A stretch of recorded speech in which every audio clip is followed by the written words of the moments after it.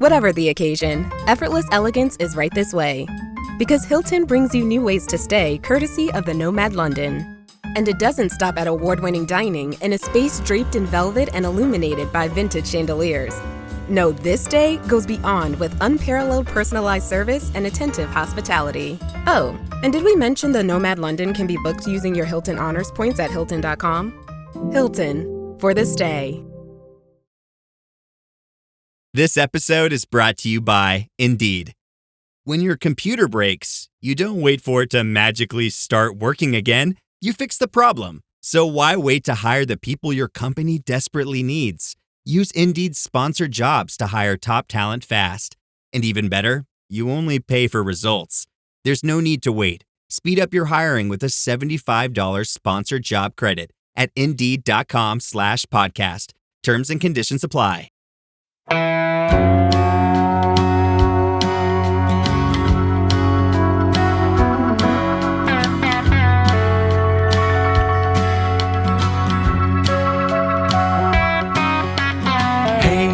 Hey, where you been?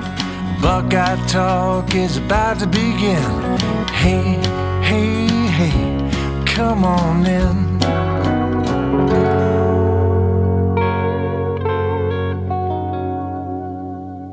Welcome back to Buckeye Talk. I'm Stephen Means. That's Stefan Krajisnik, and that is Andrew Gillis. We continue on with our Woody Hayes greatest Buckeye bracket. Again, this is not necessarily about who the best player is. I think we have to continue to remind ourselves of that. This is not about who the best player is. This is about who is the epitome of what it means to be an Ohio State Buckeye. And yes, part of that is being a good player, but all 32 people who made this bracket were good players. In fact, all 150 plus people who got a mention to be in this bracket were good football players. This is Ohio State we're talking about. This is about the epitome of what it means to be a Buckeye based off their accolades, team success, memorable moments, Michigan success or lack of success, and overall Buckeye aura. We've already talked Archie versus AJ Hawk. We've talked Eddie George versus Orlando Pace. And now we continue on with another regional championship game. Today, it's Troy Smith, Heisman Trophy winning quarterback. In fact, he's the last Ohio State football player to win the Heisman Trophy. And James Laurinaitis, who might be the most decorated linebacker in the history of Ohio State when you look at his resume that he is now starting to add to as a coach. Troy Smith was a quarterback here from 2003 to 2006 who actually has a pretty unique story of how he got here as a Glenville product and how he ended up being the starting quarterback, how he lost the job because of some off the field stuff, and how he won the job again, ironically enough. The beginning of winning the job again, Stefan, came in the middle of that 2005 Texas game.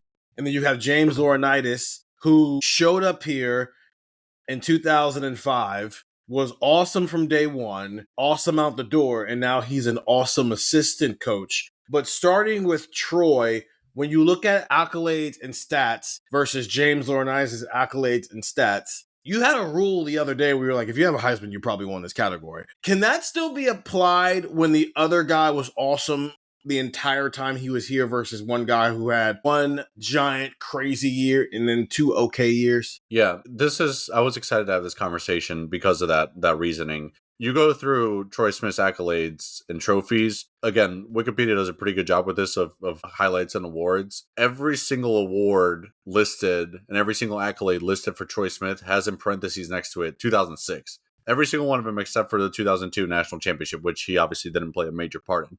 So it's interesting because then you go over to James Laurinaitis and he's a 3-time All-Big Ten selection, twice a consensus All-American. 2007, he was a unanimous All-American, 2-time Big Ten Defensive Player of the Year, 2-time Jack Lambert Trophy. In 2006, he won the Bronco Nagurski Trophy. In 2007, the Butkus Award. Like, he has collected every award that there basically is and did it over a few years where you can have a discussion more so than just this guy won the Heisman. It outweighs anything. I think one thing that's important where, sure, James Laurinaitis didn't win a Heisman. There's not a lot of linebackers who have won Heisman, not a ton of defensive players who have won Heisman trophies. He won the Butkus Award in 2007. Him and Katzenmoyer are the only Ohio State players who ever win that award.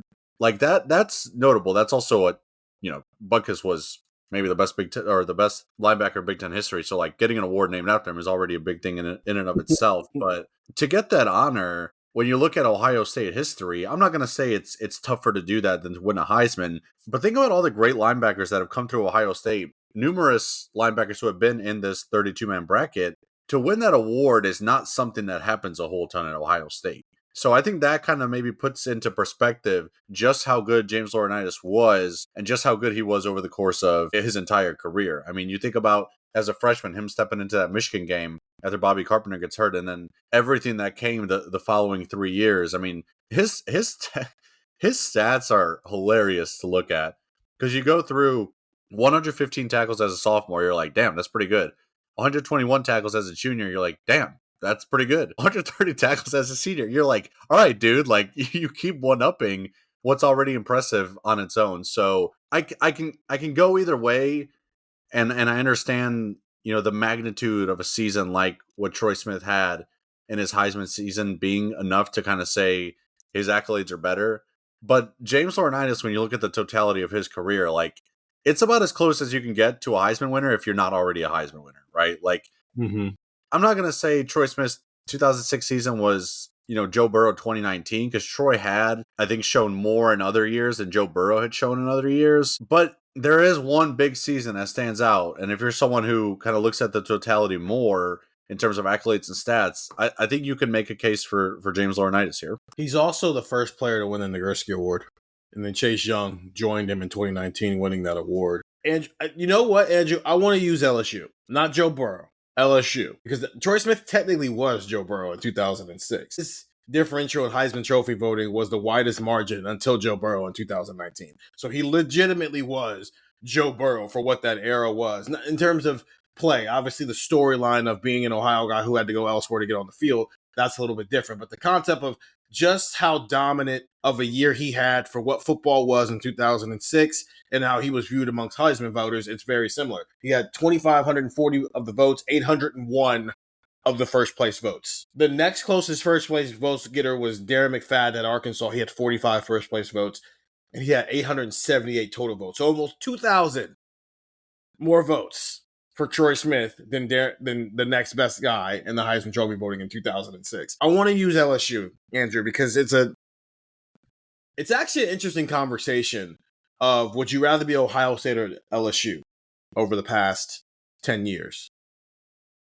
Where LSU, I think, has the highest peak. Let's just playoff era. Let's just do the college football playoff era. Would you rather be the 14 college football playoff era? Would you rather have had Ohio State or LSU, where LSU had the highest peak, clearly the highest peak, what they were in 2019, but Ohio State was that every year, whether they actually won it or not.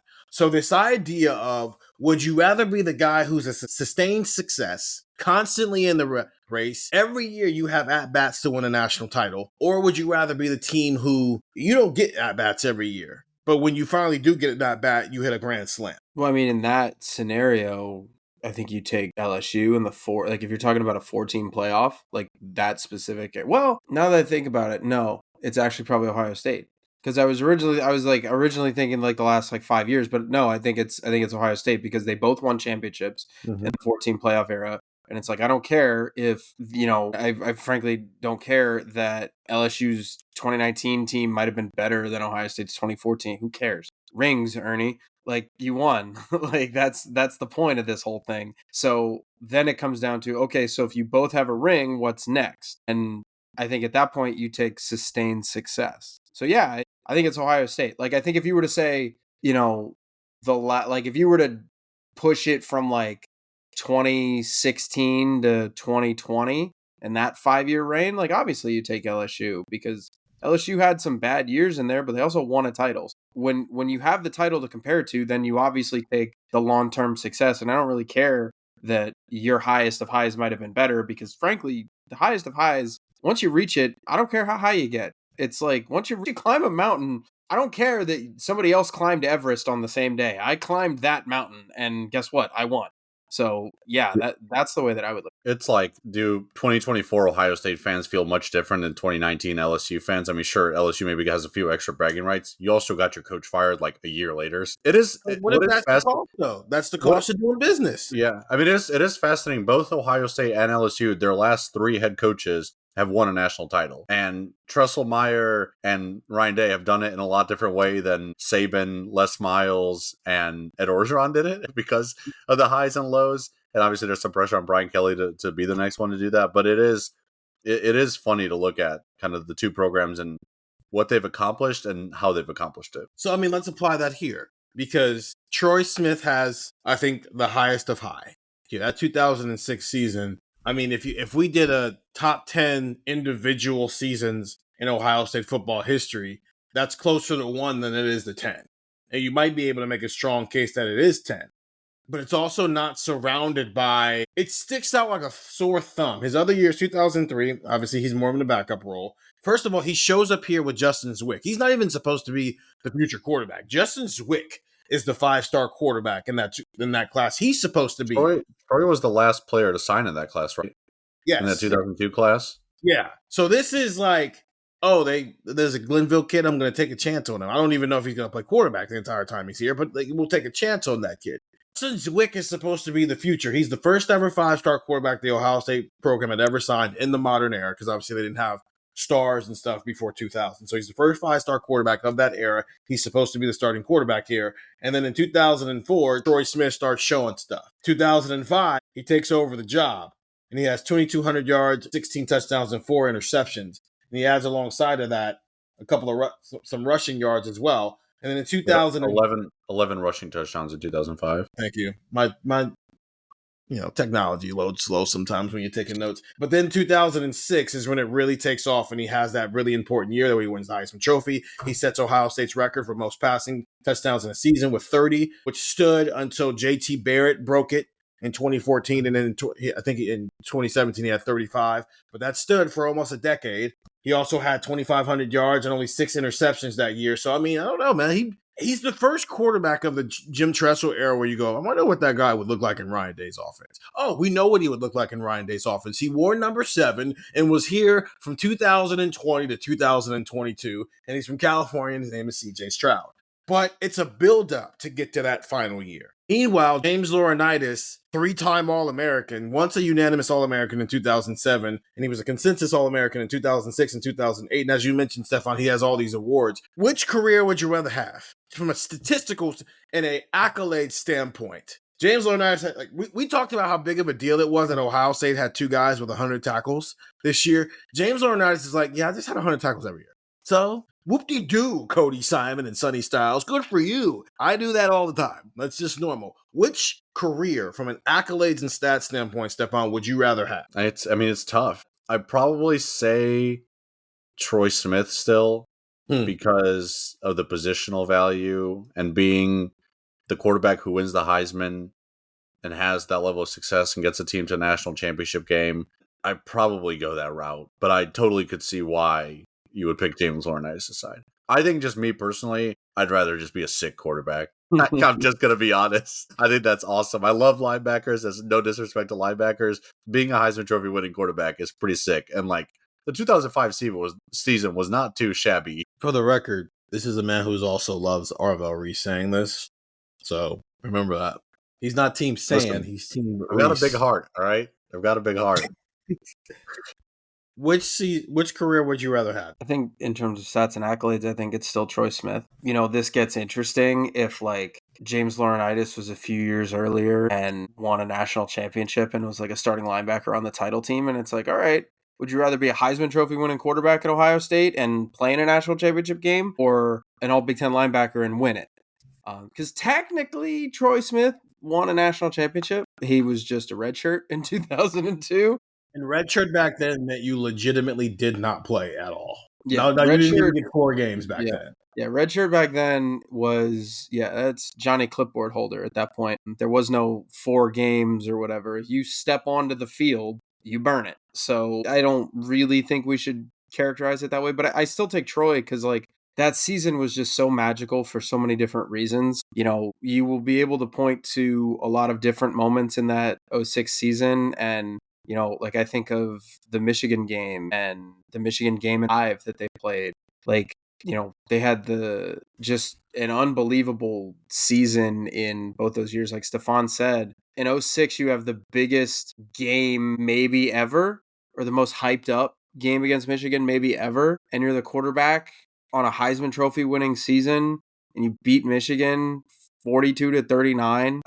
I don't know. It's close because Laurinaitis definitely had like more sustained excellence. He was a 2-time defensive Big Ten Player of the Year, unanimous All-American, consensus All-American, 3-year All-American, 3-year All-Big Ten. Like, I get the argument, but nobody watches, speeches for the Nagurski Trophy. Everybody tunes in every year to see who wins the Heisman Trophy, and they watch the guy give the speech. That's why I'm taking the Heisman Trophy. Because of the speech? That's exactly right. It's the only reason. You said it, not me. To be fair, James Laurinaitis played in back-to-back national championship games. So, I don't know who I would take. And I don't have to answer the question because I'm the question asker, not the question answerer.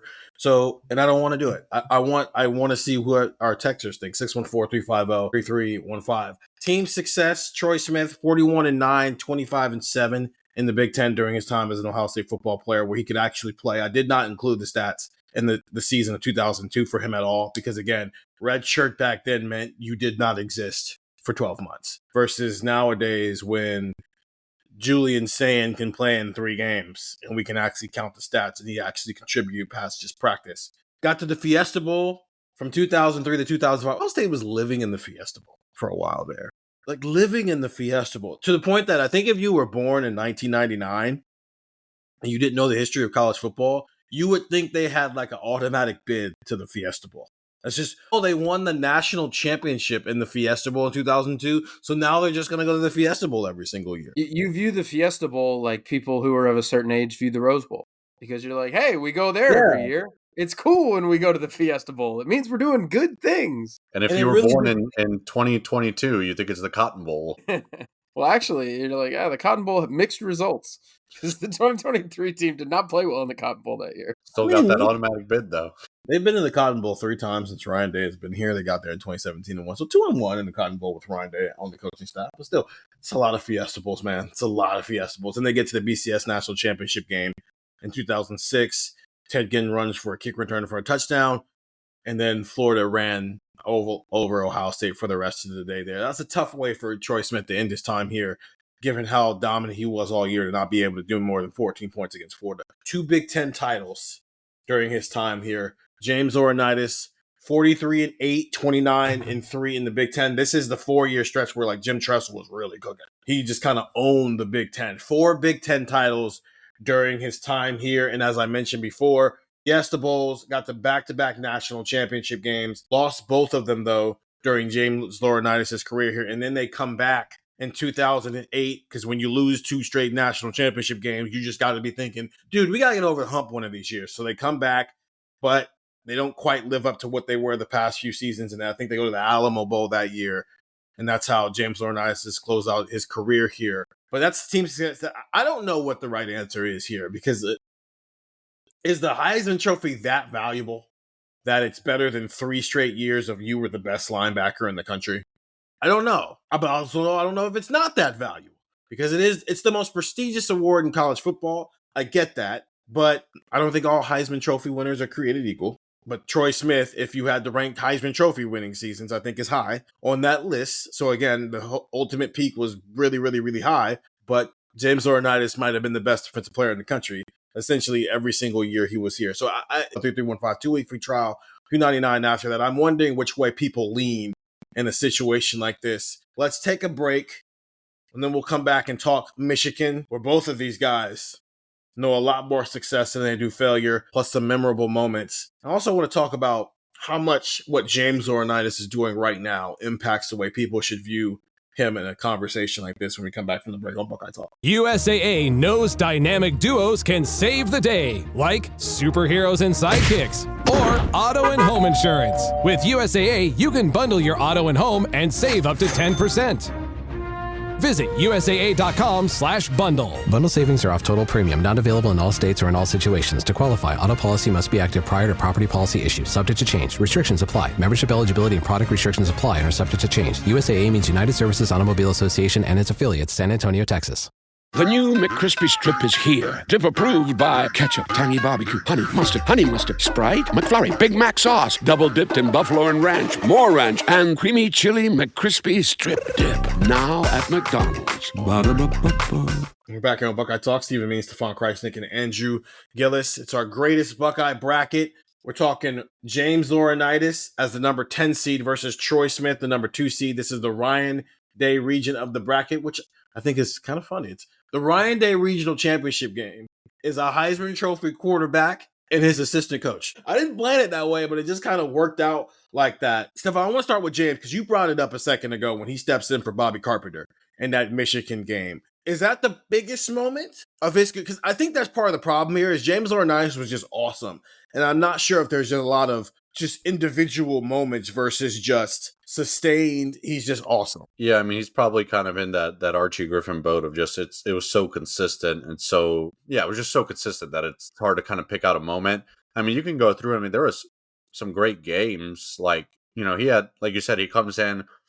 The Michigan game, he's the leading tackler in the game of the century. Obviously, that's a game that Troy Smith is going to have some pull in in terms of memorable moments. The 2006 season, he forced 3 fumbles, he had 5 interceptions. I was kind of trying to see the context of that for Big Ten linebacker. Maryland had a guy in 2018, Trey Watson, who did it.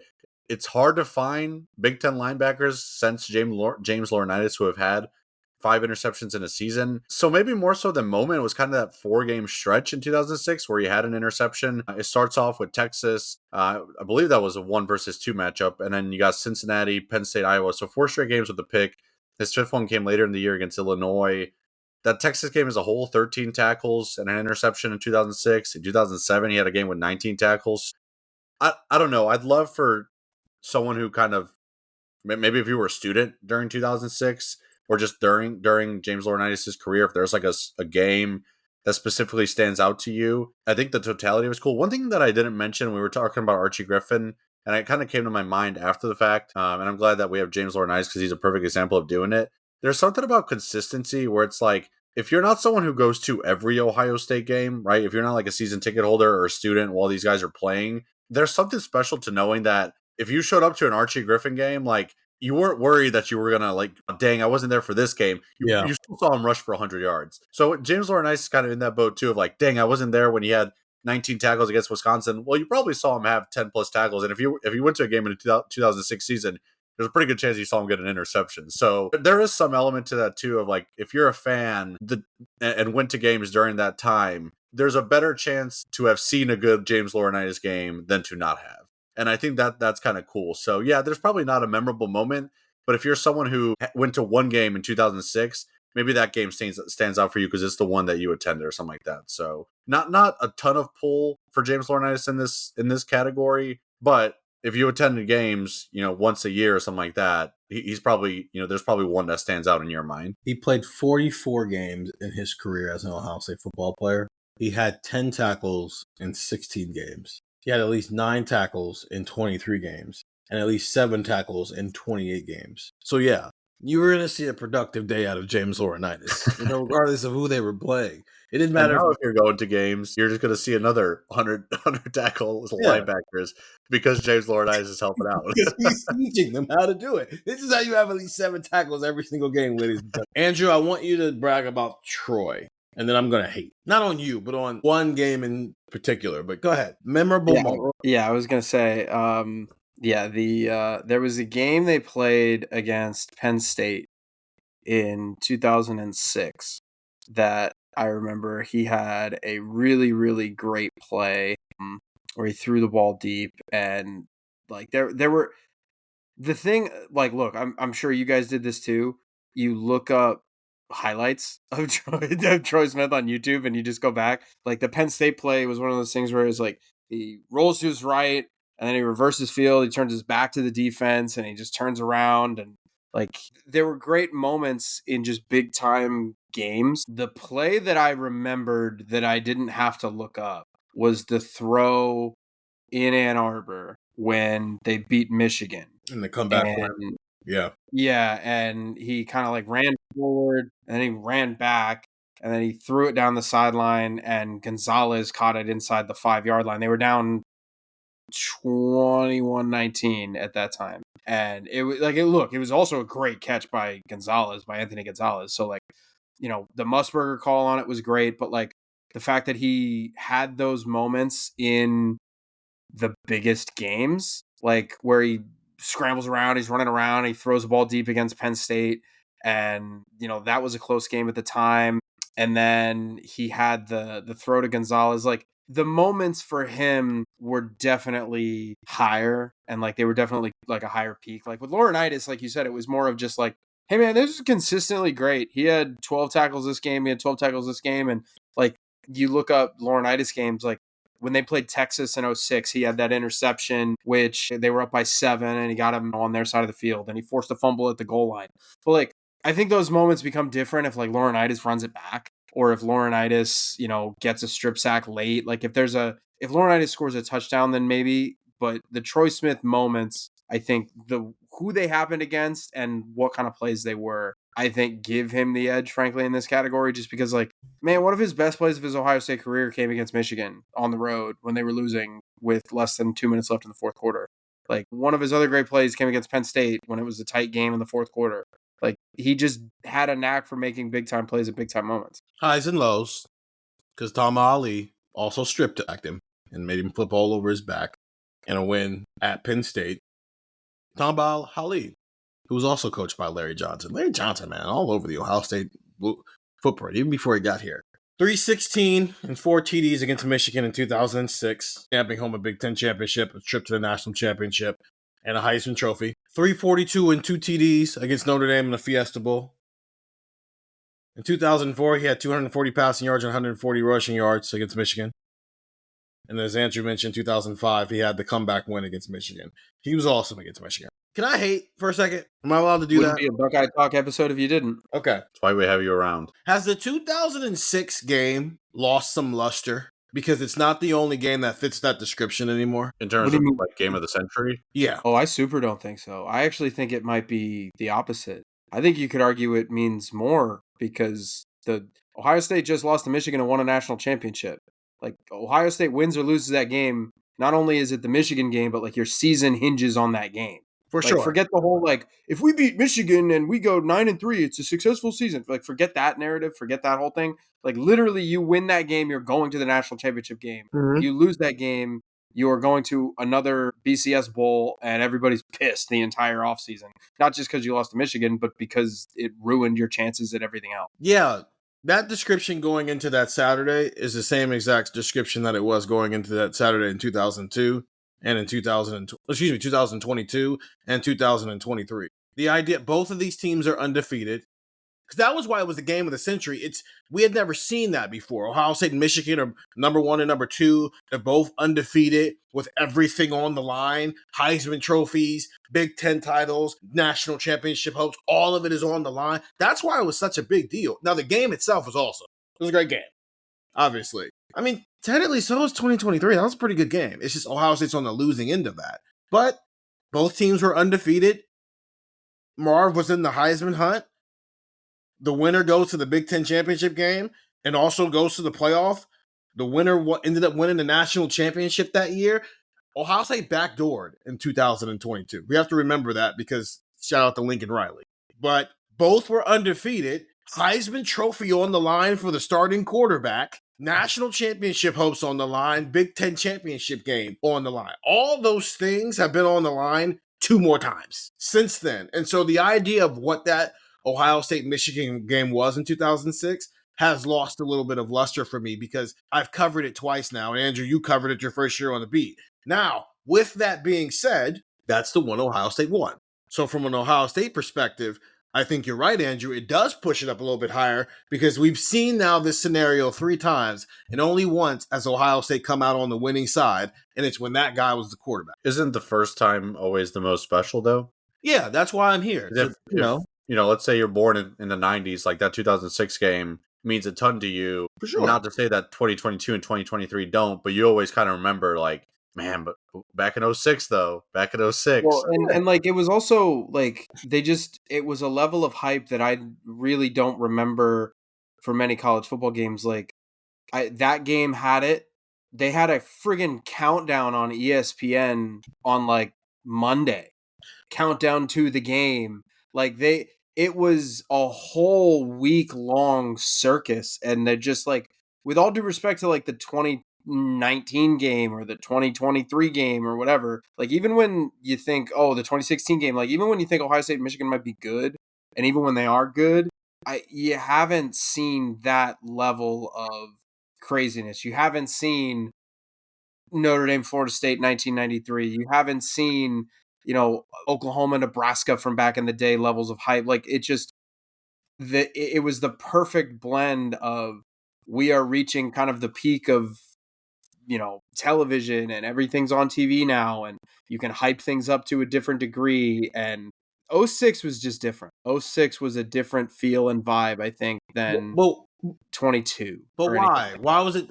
Because well, I think it was the hype of the game, but like even in 22, like you said it, like Ohio State theoretically they didn't feel like it at the time, but they did backdoor into the playoff. And like Yeah. even if Michigan had lost that game, Michigan would have backdoored into the playoff as well. So like the game, But that's hindsight. That's hindsight. that was also for the Big Ten championship game. So it was like the Big Ten championship because they didn't have the Big Ten championship game. Right. So the Big Ten championship game in one game against Michigan, it was essentially a college football semifinal game that happened at the Shoe. That was also the Big Ten championship game. That was also against number 1 and number 2. That was also the biggest rivalry game of the year. Like it just everything combined into one. At least speaking, the Ohio State Michigan game for about 2 years there was the Big Ten championship. Of course. Because nobody was you thought Iowa was going to beat Michigan that year. So like, it's still okay. Technically, yes, there is another game to be played, but everybody knew whoever won that game those 2 years was going to win the Big Ten. I do have one counter that I think would take your side, Stephen. Yeah. There was a world in which Michigan lost in 06 and backdoored its way into the title game. They were still talking about that. Because Florida was not undefeated. Florida made it. Yeah, there was conversations about, hey, should we just run this thing back in the national championship game? Which is also, I think, how we got here with the playoff. Because both of those teams, given the way that game played out, deserved a chance to go compete for a national championship. It's not like Ohio State beat them by 4 touchdowns. Both of those teams deserved another opportunity to go compete for it. That was because even in 2023, they lost that game because Kyle McCord threw an interception at the wrong time early in the game and spotted Ohio State. Sure, okay, Andrew, other things happen, but if Kyle McCord doesn't throw an interception and give Michigan prime position and essentially spot them 7 points, that's a different football game at the end of it. Now, did Ryan Day running down the clock at the end of the first half and deciding to kick a 50-yard field goal not help? Of course not. Yeah. Of course not. But it still goes back. The first thing people are going to think about is Kyle McCord throwing a slant to Marvin Harrison Jr. and Will Johnson jumping the route, and Michigan goes and scores a touchdown off of it. That was a competitive football game. And because of how the Cotton Bowl played out, because Marv didn't play, you lost some transfers, you shuffled your offensive line, some things changed. I think the way people view that 2023 season, it comes down to, this was not a great year. It's like you lost one game. It's just a game you're not supposed to lose, and that team ended up winning a national title, which is what Michigan did. They lost. Well, no, they ended up losing again that year, but still, it's the same concept. I think it's just the first one of its kind. And I think this is an idea of recency bias versus nostalgia. And I think, Andrew, everything you just described is simply nostalgia.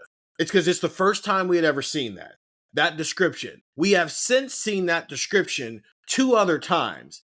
But because, to your point, Stefan, it wasn't first through the door, 2006 was, that's the one that gets all the lore. It's like the first time somebody in the NBA scored 50 points. Everybody was like, whoa, he scored 50. And now it's like, oh, okay, well, Dame had 50 the other night. Oh, well, Giannis had 50 the other night. LeBron, you got dudes like TJ Warren dropping 50. Yeah, everybody drops 50 now, so it's just not as special. And I get that. I get the nostalgia part of it. But also what helps is the background of what happened the night before with Bo Chimpakler passing. So that added to the magnification. But the whole countdown thing, Andrew, it was the biggest game of the season every single year. Ohio State, Michigan. Ohio State's got a countdown in its building. Yeah, Okay, but it wasn't a national thing. Is my point. It wasn't a national thing. In my point, was my for the sake of this conversation. Does the national thing matter a ton? Because like you said, Stephen, like nationally, the 2022 and 2023 games were hyped up as much. But when we're talking about Ohio State history and the greatest Buckeye, nobody's bringing up 2022 or 2023. We're not talking about Kyle McCord because they lost, right?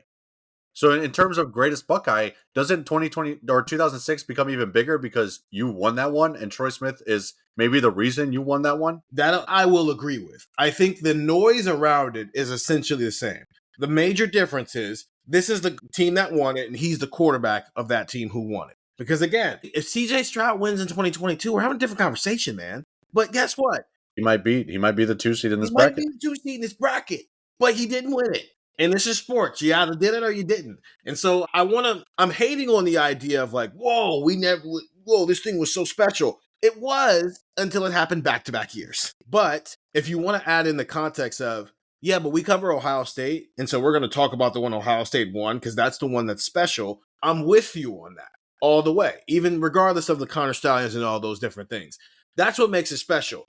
3 different quarterbacks have been in a position where Ohio State and Michigan were both 11-0 with a Big Ten championship and a chance at a national title on the line. One of those 3 got, and a potential Heisman for 2 of them. One of them got the job done. The other 2 didn't get the job done. And the one that got the job done also, you would probably say, was the number one reason why the job got done. I'll agree with that. He also has a Michigan loss, with that being said. Now, granted, he wasn't the starting quarterback in 2003 when they lost 35-21. And then they went 37-21, 25-21, 42-39 in 2006. James Laurinaitis never lost to Michigan, 25-21 in 2005. 42-39 in 2006, 14-3 in 2007. That's a defensive. To go from a shootout to a defensive stout the next year, that's peak football. And then they started kicking Michigan's butt, 42-7 in 2008. One's undefeated, one's not. Why you rolling? Oh, that's facts. One's not. No, I'm not disagreeing with the stat. But like, did he actually like play a snap in that game in 2003? No, he doesn't. He's lacking gold pants, but he's not the reason why he's lacking gold pants at all. I hate that because he's a quarterback, so there's just less spots. It's different. Yeah, it's different for quarterback. Like James Laurinaitis was, even as a backup linebacker, if Carpenter hadn't gotten hurt, was always going to have a bigger role as a true freshman in a game than Troy Smith was even going to have as a sophomore in that game. So, but still, it's literally like being like if Julian Sand goes 3-1 against Michigan, what are you going to be saying? Although he was pretty close to getting a snap in the Michigan game. Had Devin Brown not been the backup. I'm saying, like, listen, he was that much closer to getting a snap in that game if Will Howard didn't figure out where he was real quickly there. Okay. I'm just saying, like, it's okay to be nostalgic while also being honest about, we have now seen Ohio State, Michigan, that description multiple times. But the coverage because of Bo Schembechler's death the night before added to the juice of the entire situation. Game of the decade. Yeah. It doesn't sound as cool. Also, I love when games earn titles like that. Like, giving a game of the century title 6 years into a century is pretty awesome. That kind of rocks. Like, we don't know what's going to happen for the next 94 years with this one. This one will last the test of time forever. Well, I mean, that's why they do it. It's kind of like a joke. Like, it's like that they do it because there's multiple games of the century, which is like obviously technically at that point we were only 6 years in. It probably was the game of the century, but it's been 20 years since that game. There have probably been better games. 05 Texas might have been the game. 05 Texas USC, was probably a better game. If you ask someone right now what's the game of the century, they'd probably say Texas USC. Just like that's the first game that's going to come to mind. But if you ask an Ohio State fan what's the game of the century, what are they going to say? I think they'll say that game, or they might say 2016. What if it's the game of the century? So we're going to take a break, and then we're going to come back and talk about war here on Buckeye Talk. Are you still quoting 30-year-old movies? Have you said cool beans in the past 90 days? Do you think Discover isn't widely accepted? If this sounds like you're stuck in the past. Discover is accepted at 99% of places that take credit cards nationwide. And every time you make a purchase with your card, you automatically earn cash back. Welcome to the now. It pays to Discover. Learn more at discover.com/credit card. Based on the February 2024 Nielsen Report. Ryan Reynolds here from Mint Mobile. I don't know if you knew this, but anyone can get the same premium wireless for $15 a month plan that I've been enjoying. It's not just for celebrities. So do like I did and have one of your assistants switch you to Mint Mobile today. I'm told it's super easy to do at mintmobile.com/switch. Upfront payment of $45 for 3-month plan, equivalent to $15 per month required. Intro rate first 3 months only, then full price plan options available. Taxes and fees extra. See full terms at mintmobile.com. And we're back on Buckeye Talk. Stephen Means, Stefan Krajisnik, and Andrew Gillis. Okay, so I'm done. I think I'm done hating. And I'm just going to, let's be real about this, because I feel like the first two parts of this pod, it was a lot of praise for Troy, and well warranted. 2006 was special. It's unfortunate it ended the way it did, but the ride to get to that national championship game was special. And he's also the start of a run for Ohio State that I think has kind of gone under the radar. They've had a lot of black quarterbacks since then. Troy Smith, Terrell Pryor. They've had a couple non-black, but like Troy Smith to Terrell Pryor to Braxton Miller to JT Barrett and Cardell Jones to Dwayne Haskins to Justin Fields to CJ Stroud. That's like the fact that that's just what happened. And I've talked to CJ about that a little bit. Like that's pretty cool that you've had that run there. And it starts with Troy Smith. I know he's not Cornelius Green is technically the first, but that was years ago. We're talking about this recent run. It starts with Troy Smith. But I think what we're trying to do here is about more than just football. And Troy Smith was awesome for a year. James Laurinaitis was awesome for 3 of the 4 years he was here. And then he's been a Buckeye ambassador ever since, even before he came into coaching. And of course, obviously, he started with Marcus Freeman as a GA at Notre Dame and then came here and was a GA in 2023. And then he takes over the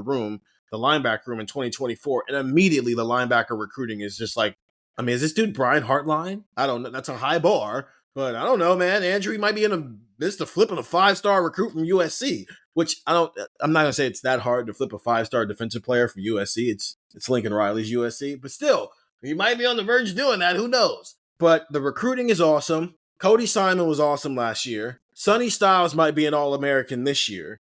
Arvell Reese, we think, is the second coming of James Laurinaitis. Riley Pettijohn and TJ Alford look pretty awesome. We've called Eli Lee the next Tommy Eichenberg. What has Troy Smith done for Ohio State since he left Ohio State? That's what I was going to say. I think if you're talking about it as players, like the aura conversation is, there's going to be a lot of people who say, I remember Troy Smith's Heisman year. Yeah, James Laurinaitis was great. But if you were to say, dear Buckeye John, what is your favorite Troy Smith play? He probably has an answer. What is your favorite James Laurinaitis play? Probably has to think at least a little bit harder for it. And when people have that vibe and that, like that aura and that thing that's hard to explain and that thing that's hard to pinpoint, it's probably Troy Smith as players. Frankly, is it? I think, but it's not. That's that. It's not. I don't know if it is. It's not cut black and white where it's like, oh hey, this or not. Like I think there's a reasonable argument for both. Right. So I don't think this is definitely Troy Smith. But what I'm saying is that I think after their careers ended, James Laurinaitis obviously goes and plays in the NFL for quite some time. And then he pretty much immediately joins the coaching ranks. Like it was like 4 years later. He was in the meeting. That's right. Yeah. And then he went to Notre Dame. Troy Smith was not in the NFL for a very long time. And then he played in the CFL for a little bit. And he's been out of football for over a decade now. And we talked about Archie Griffin as Archie Griffin. Like I got an email today from one of our longtime listeners who always sends me emails and things like that. And I really appreciate it. And he said, I appreciate the effort, but it was an exercise in futility trying to say that anybody else is up there with Archie. Yeah, we tried. But in terms of at least with Buckeye Aura,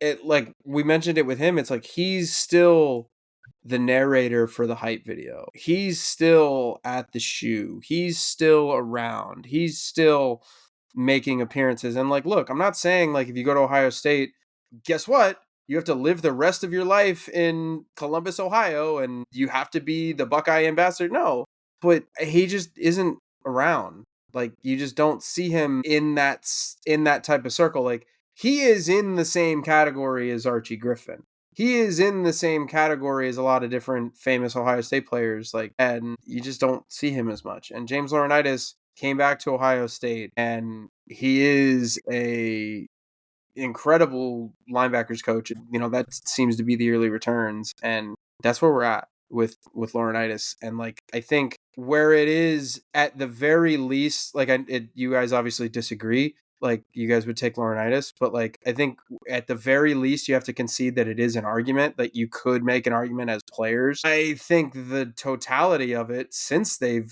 ended their careers at Ohio State, gives this to Laurinaitis because one guy's around and one guy's not. Yeah, I mean the aura of the 2006 season is always going to be something that it's why he's the 2 seed in this bracket. To be quite honest, And then there's the senior day moment, where he comes out and he's hugging his family and he's doing the slides. That like that's all part of the Troy Smith aura. There's no doubt about that. But this conversation is about so much more than even that, where I want to make it clear that like I don't think anything Troy Smith has done is wrong. Like I don't, if you don't want to, you don't have to be living in Columbus and being an ambassador for Ohio State day in and day, like you don't have to be a coach at Ohio State. He doesn't have to do any of that. So him deciding, hey, I want to get away from this is not a wrong decision. That's his decision. And there's a lot of college football players throughout the country who do that. Like there's a lot of people at Ohio State that aren't around a ton. Like that's totally fine. That's your decision. But James Laurinaitis also actively made the decision to be a coach and to be around and to be a fixture around Ohio State, even as we're in 2025. As much as you might think that's not a wrong decision by Troy, James gets points for making his decision. James gets boosted. You don't have to take away from Troy, but you can give points to James for his presence still around the program and his impact on the program. The way he talked about Ohio State when he was in the media, like he has become a very public ambassador for Ohio State, not just because he wants to land recruits. Like he was that before he was a coach trying to recruit players. And that's significant in this conversation. What does it mean to be a Buckeye? It means to be around and present even when you're done playing. It means to have an impact on the program even when you're not playing. The guy who's probably going to win this was, what'd you say, Stephen? The CEO and president of the Alumni Association? Like that stuff matters. That stuff matters.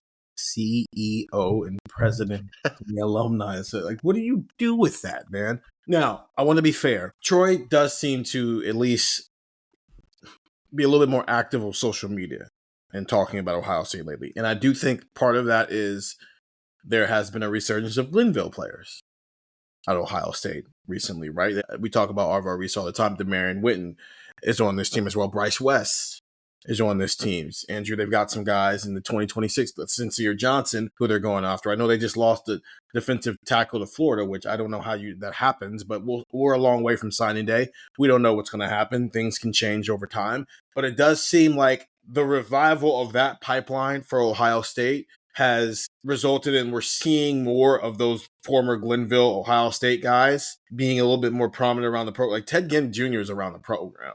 Decent. He was around a lot. Now, Glenville brings their kids. Andrew, we're going to be covering these camps this summer. Glenville brings a whole conglomerate to one of these camps every single year, right? I don't know if you were here yet, Andrew. No, I know for a fact you were not here yet. In 2023, Ryan Day opened up spring practice and had Ted Ginn Sr.,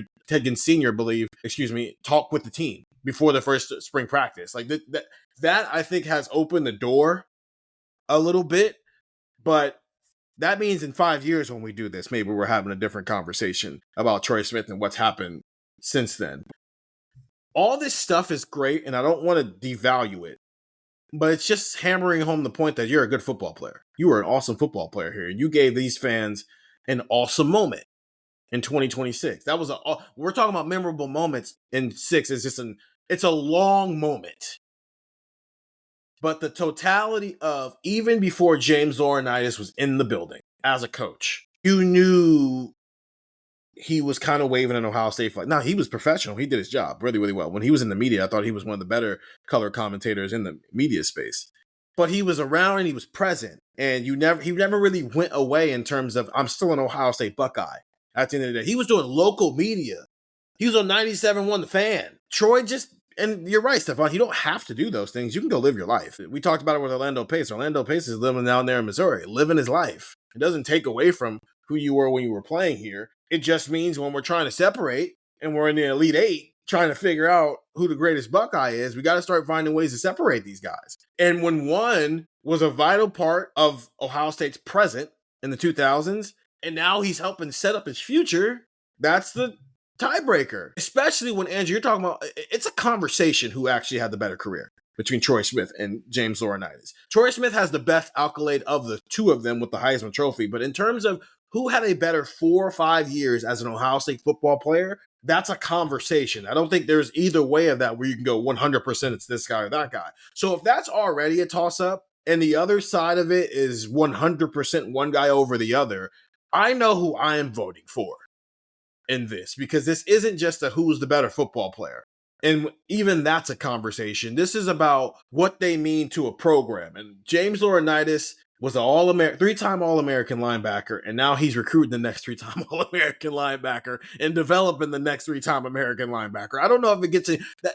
You know what the equivalent would be? If Troy Smith had been hired as Ohio State's quarterback coach and not Billy Fessler. He'd probably land some 5-star quarterbacks. You know, it's like, hey, Ryan Day's awesome at developing quarterbacks. You should come play here. But also, because Ryan Day's a head coach and has to run the whole program, the guy who's going to be in the room with you won the last Heisman Trophy. It's his record you're breaking. We haven't had a major upset. We've had some lower seeds win. But I do think that it's like when you get a higher seed loses to a lower seed where you look back on it in hindsight and it's like, oh, that was a bad matchup for the higher seed. I think this is a tough matchup for Troy Smith. Because it starts strong. He's going to have a quality first half, but then depth is going to start creeping in, and all of a sudden, James Laurinaitis wins 35-28. Do we all want to say who our pick is? Because I don't know if all of us agree on this one. No, let's talk about it. I'm going with Laurinaitis. I think the post-career stuff matters in this debate. Mm-hmm. Especially when the actual careers feel like they're so neck and neck. I think Gillis is sticking with Troy. Yeah, I'll stick with Troy. Do Heismans matter that much? Like, is that they do to me. On the Heisman, like the Heisman Trophy is the literal physical example of awesomeness. Well, in a world where one plays a position where it's a little more reasonable to have an expectation that he can win a Heisman Trophy, and that's totally fair as well. I don't want. I feel like I'm now devaluing the Heisman Trophy.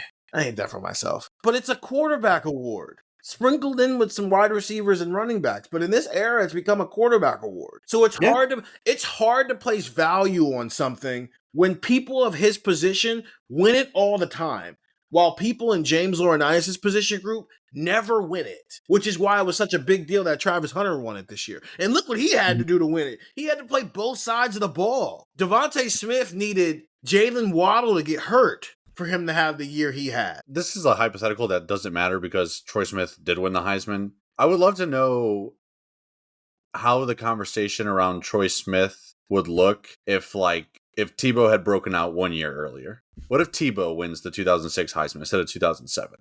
And Troy Smith is still a great quarterback who's second in the Heisman race and leads Ohio State to a national title game. So that's why I think maybe the Heisman is heavy, because maybe if he doesn't win it that year, and I know it was a wide margin, this is completely a hypothetical, but maybe if he doesn't win it that year, maybe he's not a 2 seed in this. Maybe it's a different outlook, which shows you how important the Heisman is, because he is the 2 seed in this, and he did win the Heisman, and he is the last Ohio State player to do it. It's a pretty heavy trophy. I think both literally and figuratively. Okay, we're saying if he doesn't win the Heisman, he's not the 2 seed, which is fair. James Laurinaitis doesn't have a Heisman. That's just me pointing out how much I think the Heisman matters. For sure. Is Troy Smith on this list if he doesn't win the Heisman? On the top 32? Yeah. Yeah, he's in the top 32. I still think so, probably. Yes. 100%.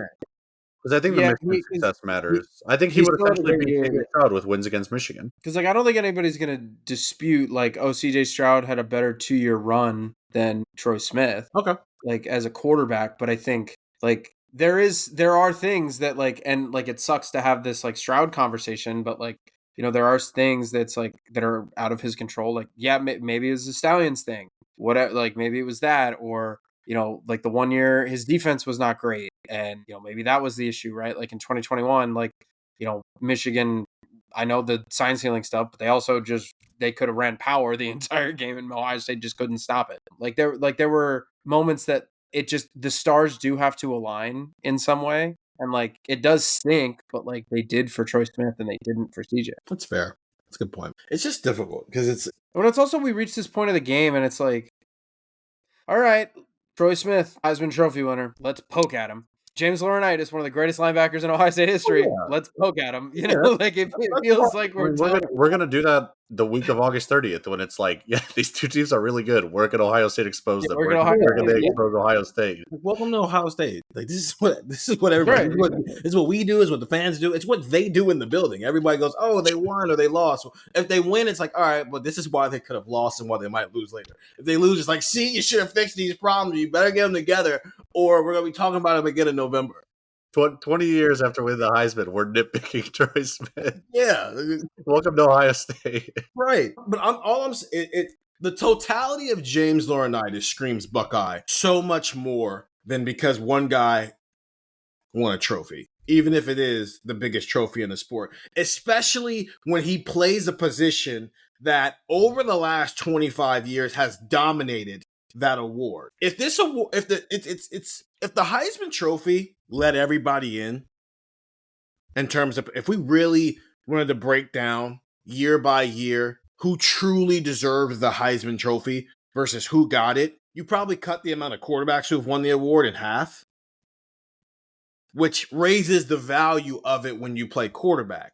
But in a world where Troy Smith has a Heisman Trophy, Jameis Winston has a Heisman Trophy, Marcus Mariota has a Heisman Trophy, Kyler Murray has a Heisman Trophy.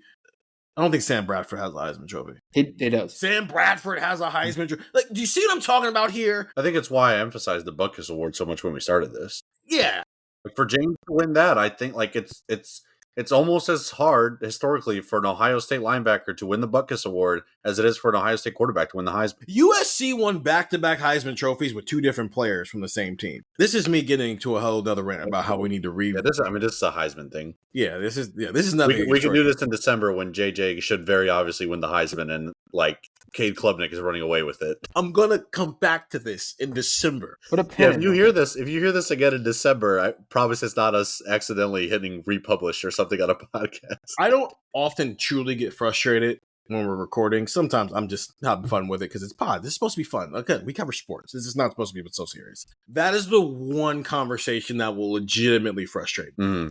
Lenora Sellers going after the Heisman and going against JJ. But see, I can get around that one. I think Lenora Sellers is awesome. That's true. So that's a little different. South Carolina fans. But I mean, that might be the case. It's like if JJ is clearly the best football player on the planet this year, and he finishes like third in Heisman Trophy voting because the two people above him are quarterbacks for playoff teams, Andrew, I'm going to come on a pod and I'm going to say, Andrew, you have to change your vote for Troy Smith. I know it's 6 months later, but you change your vote because this award has lost value. That's fine. And it's I don't think you're wrong in picking Troy. Again, this is a toss-up. Again, this is one of those matchups where it's like, what was Laurinaitis again in seeding? He was 10. I think everybody in the top 10 deserved it. It's a 2-10 matchup where this is like, this feels a little bit like you have your 2 seed and then your 10 seed in the NCAA tournament is like a power conference program. Who just had a tough schedule. They had a tough schedule and hey, they finished like 24-10. Yeah. But they're like 8 of their losses. They have a weird loss in there, but like 8 of their losses came. Is James Laurinaitis the 2024 Ohio State football team where they get to the playoff? It's like, of course they're kicking everybody's butt. This is what we thought they were going to do when they put the roster together. They just decided against Oregon and not know how to play defense, and against Michigan not know how to play offense. No, I don't think so. Why? Because Archie Griffin is. No, because you could say 2024 Ohio State didn't have to play the non-stars. James Laurinaitis is not going to beat the snot out of Troy Smith, even if he wins. I don't know. We're going to find out. I mean, we're going to find out. Like, we're going to find out what our Texans have to say. But like, I don't think we're going to be at a percentage where Steven goes, well, guys, I mean, through the Elite Eight, and James Laurinaitis won 84% to 16%. I don't think we're going to do that. I mean, to be which fair, is kind of what Ohio State did to like 2 or 3 of the teams in the playoffs. But we didn't think they were going to do that. No, that's fair. And so I guess we'll find out if they do. Yeah, we were all sitting there in Pasadena in the press box going, it is 34-0. We booked our flights when it was 14-0 because we booked our flights for Dallas. Well, no, okay. So here's what actually happened during that run. Because the Tennessee game, we all thought they were going to win, but we were worried about how good they were going to look and if they were going to run out of steam at some point. And then they won that game, and I think we booked Pasadena in the third quarter after. No, Pasadena we booked ahead of time just because flying to LA was a bit more expensive. Because we didn't like refundable flights. Yeah, you're right. So it wasn't like that. I think we were looking after JJ's second touchdown. We were looking at each other and going, "All right, well, we're not canceling those flights." Pasadena. It was. I think Andrew, you're right. It was 14-0, and we're already in this world. Well, maybe Ohio State's going to kick everybody's butt. We start looking at flights because what we were going to do is, as soon as the game was going to end, and we wanted to be able to make sure we had them booked. We're basically like type in your credit card number, hit purchase the moment the clock hits 0. Correct. And then it's 34-0, and we go, "Oh, okay. Well, everybody just press purchase right now." See you. It was 34-0. 34-0. Steven looked at me and goes, "Yeah, I fly out at 7 a.m." But again, and then by then we get to Texas and it's like, oh, the Ohio State's just going to kick everybody's butt. That's just what they're doing at this point. You're right. Archie Griffin exists, so I don't know if that is possible for James Laurinaitis, but I'm not going to rule out that either one of these guys wins in blowout fashion.